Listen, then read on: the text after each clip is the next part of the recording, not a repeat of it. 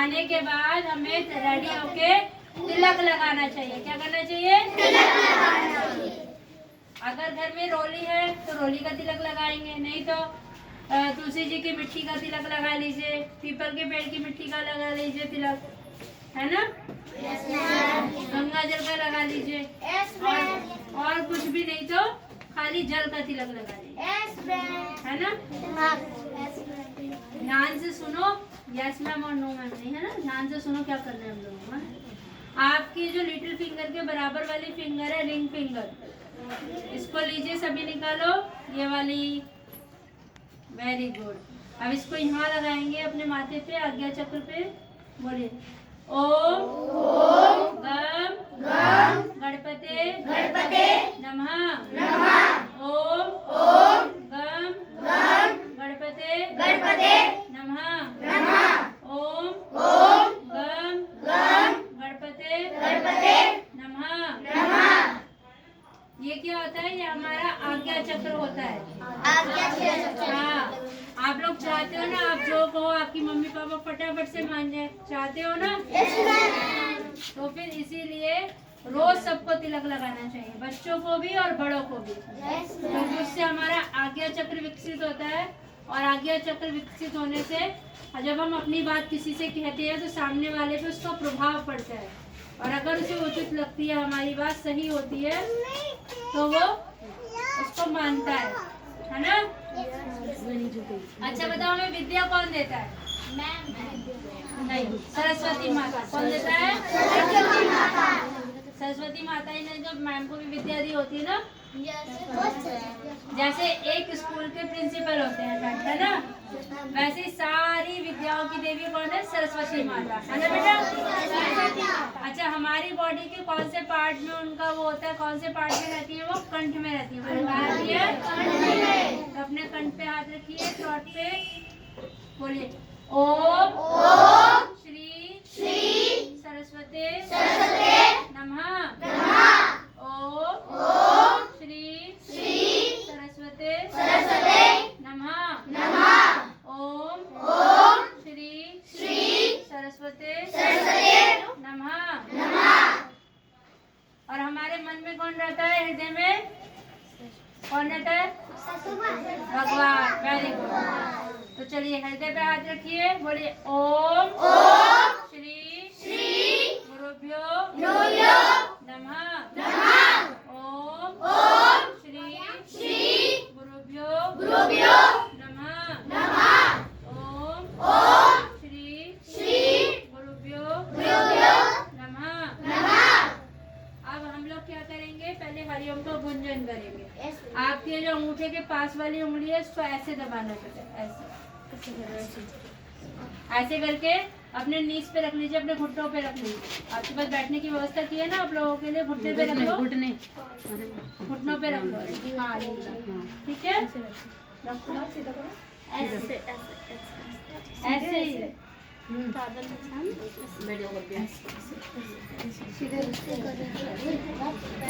ठीक है बेटा, बोलिए क्लोज योर आईज। नहीं, आप क्लोज कर लो, जब मैं बोलूं क्लोज आँख। Close your eyes. बोलना नहीं है, जब मैं बोलूंगी तब बोलना है। आपको आंखें बंद करेंगे और बोलेंगे गहरा श्वास। बोलना नहीं है बेटा, लेना है। देखो बोलना कोई नहीं, ब्रीथिंग करनी है। गहरा श्वास लेनी है।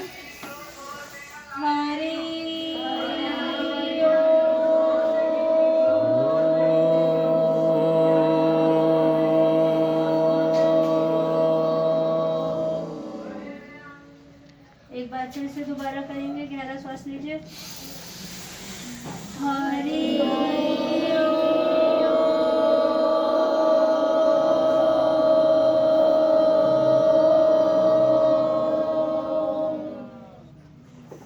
गहरा श्वास। हरि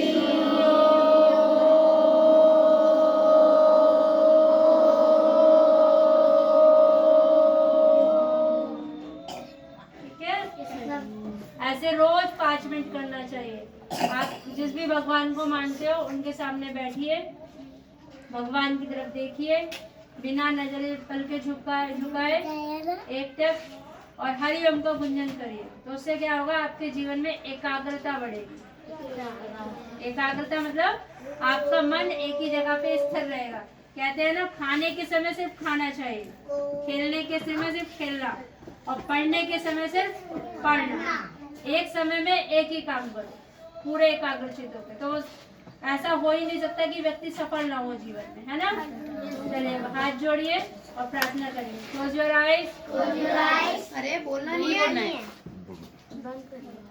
गुरुर् ब्रह्मा गुरुर्विष्णु गुरुर्देवो महेश्वर गुरु साक्षात परब्रह्म तस्मै श्री गुरुवे नमः। त्वमेव माता च पिता त्वमेव विद्या च द्रविणं त्वमेव सर्व मम देवदेव ब्रह्मानंदम परम सुखदम केवलम ज्ञान मूर्ति गंगातीतम गगन सदृश्यम तत्वमस्य विलक्ष्यम एकम नित्यम विमल मचलम सर्वधि साक्षीभूतम भावातीतम त्रिगुण रहितम सद्गुरुं तम नमामि सद्गुरुं तम नमामि। अगर आपको ये प्रेयर नहीं आता है तो आपका जो स्कूल का प्रेयर होता है, अगर आप उसे करके भी भगवान को याद करेंगे तो भगवान बच्चों से बहुत प्रसन्न रहते हैं। आपको किसी और प्रेयर की जरूरत नहीं, आपके मन में जो भाव आता है भगवान उसी से प्रसन्न हो जाते हैं। भगवान के लिए कोई विशेष आरती विशेष पूजा की जरूरत नहीं है। आपका भाव अच्छा होना चाहिए, सच्चे मन से पूजा करनी चाहिए, है ना। हाँ, अब हम आपको क्या करेंगे, एक दो आपको यौगिक प्रयोग बताएंगे जिससे आपकी बुद्धि शक्ति का विकास होगा। आप जो भी पढ़ेंगे बहुत जल्दी से याद हो जाएगा, है ना। सबसे पहले आप टंग विद्या करेंगे।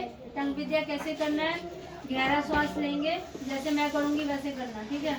गहरा श्वास,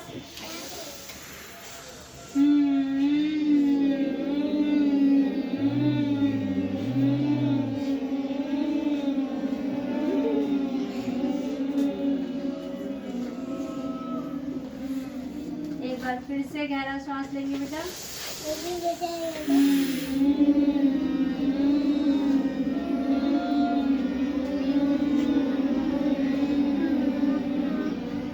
इसे कितनी बार करना है, 3 दो बार करना है। हाँ, इसको 2 बार करेंगे हम लोग।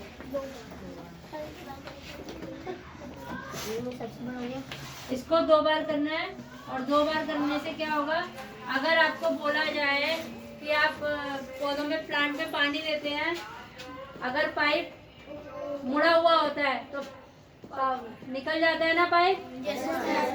उसी तरह हमारे मस्तिष्क में कुछ कोशिकाएं होती हैं जिन्हें हम कोशिका बोलते हैं और साइंटिफिक लैंग्वेज में न्यूरॉन्स बोला जाता है उसको। हमारे माइंड में 2 अरब न्यूरॉन्स हैं। अगर एक भी न्यूरॉन हमारा विकसित हो जाता है तो क्या होता है, हम बहुत ऊंचाई पे पहुंच जाते हैं। बड़े बड़े संत हैं, महात्मा हैं, वो सब कैसे ऊंचाई पे पहुंच गए, क्योंकि उनका कोई ना कोई न्यूरॉन विकसित हो गया। आप लोगों को भी तो आगे जाके डॉक्टर, साइंटिस्ट, पायलट बनना है ना। सबका अपना अपना गोल है लाइफ का कि किसको क्या बनना है।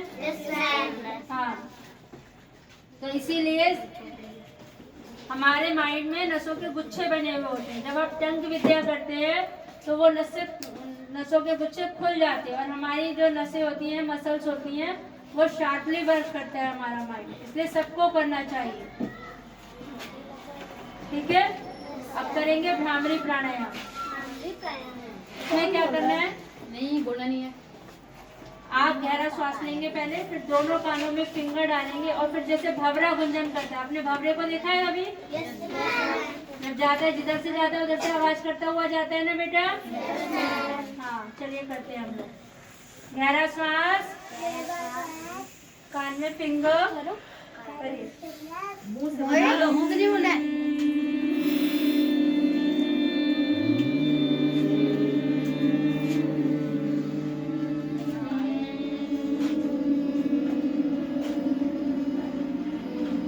वेरी गुड, बहुत प्यारे बच्चे हैं।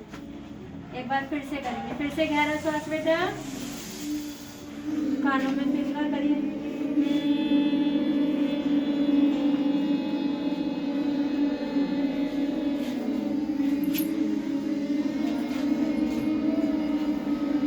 बहुत अच्छी, बहुत बढ़िया। इसको कितनी बार करना है? 5 बार। कितनी बार? 5 बार। इसे करने से हमारी बुद्धि शक्ति का विकास होता है, हमारा माइंड तेज काम करता है और हम जो पढ़ते हैं बहुत जल्दी याद हो जाता है। और हमें क्या करना चाहिए? हमारी जो जीभ है, जो हमारी टंग है, उसको आप ऊपर तालू में लगाइए। ये होता है ना माउथ में ऊपर की तरफ, वहाँ पे जीभ लगा के मुंह बंद कर लीजिए। जब आप कहेंगे पढ़ेंगे कैसे? जीभ ऊपर लगा के ऐसे तालू में लगा के मुंह को बंद कर लेंगे और फिर क्या करेंगे? अपने सामने बुक रख के मन मन में पढ़ेंगे। कैसे पढ़ेंगे? अगर ऐसे नहीं करना कि आपने जीभ तालू में लगाया और आप इधर उधर गर्दन मूव कर रहे हैं, नहीं। जीभ तालू में लगा के एकाग्रता से पढ़ेंगे। तो आप जैसे मोबाइल में वीडियो सेव करते हैं ना, सेम वैसे ही आपका पढ़ा हुआ आपके माइंड में सेव हो जाएगा। जब आपके टीचर्स आपको क्लास में पढ़ाते हैं तो भी आप अपनी जीभ को तालू में लगा के टीचर की बात को बहुत ध्यान से पढ़िए, सुनिए, तो आप कभी भी नहीं भूलेंगे।